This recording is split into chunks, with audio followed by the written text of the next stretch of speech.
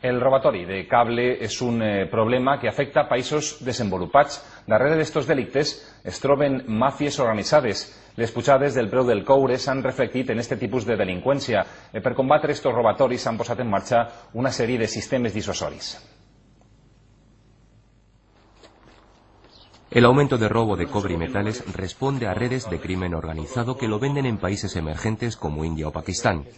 Para combatir estos robos se han puesto en marcha una serie de sistemas disuasorios, como este spray, que rocía con 50.000 micropuntos de código impreso, un ADN único por bote que permanece 25 años en el metal. En este caso pone código 8, que sería el Ayuntamiento de Valencia. Con la luz de esta linterna se comprueba que el cable está marcado y con este escáner se lee el código de la instalación. Y podremos imputar a la persona que lo tiene como responsable de un delito de sustracción de hurto, de robo, de cable de cobre o de receptación, si es un gestor autorizado o no autorizado, de residuos. El proyecto, que se puso en marcha en Inglaterra, reduce hasta en un 85% este tipo de robos. Un agricultor puede proteger su motor de riego, una empresa de comunicaciones puede proteger su red de cableado, una empresa de transportes puede proteger su catenaria, etcétera.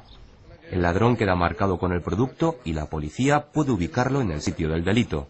El ladrón, en el momento de entrar o de robar o de coger el material, queda impregnado con un ADN inocuo, él ni lo siente ni lo nota. En los últimos años la policía española ha detenido a más de 12.000 personas y ha recuperado cerca de 700 toneladas de cobre, un problema que se extiende por los países desarrollados y en especial en Europa.